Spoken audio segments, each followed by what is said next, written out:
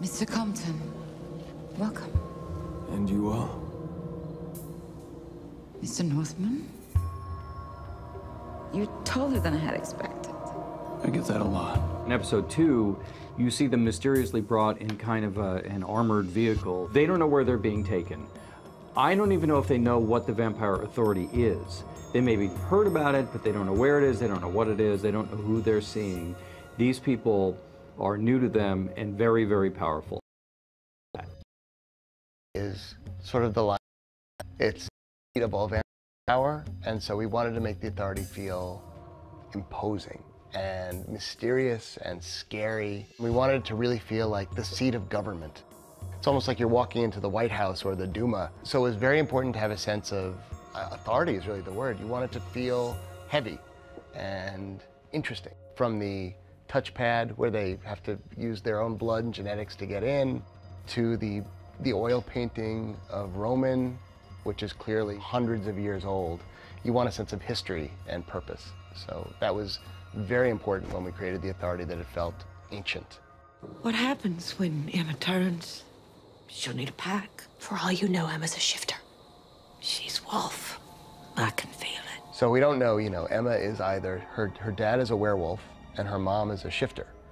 So in the True Blood genetic lottery, she could be either. We don't know which she'll be.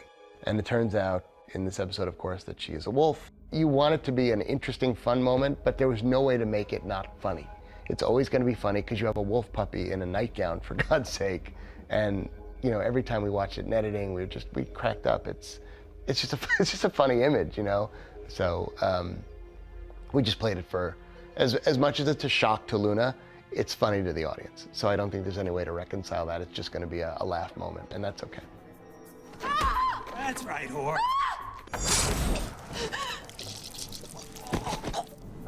You're not afraid? I'm no stranger to dead bodies. We had a great time shooting the flashback scene with Pam because, first of all, we got to recreate, this Barbary Coast, San Francisco, turn of the century thing, and see a side of her that we haven't seen at all. She's such a dry character. She's so sarcastic. She's so cynical. She's so seen it all. And here's a Pam who still has plenty of reasons to be cynical. She's a madam in a whorehouse in old San Francisco, but she's not a vampire, and she clearly has a kind of depth of emotion that she's played a little bit in her vampire persona, but not as much. Eric steps into her life, and saves her from a very scary guy who's about to attack her / rape her.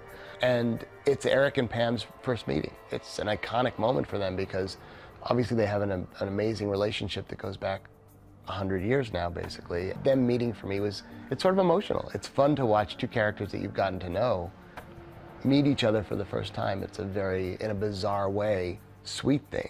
Even though she's covered with blood and he's licking it off his fingers, there's a tenderness to that scene, which I think is lovely and sort of bespeaks a lot. Tells you a lot about the relationship.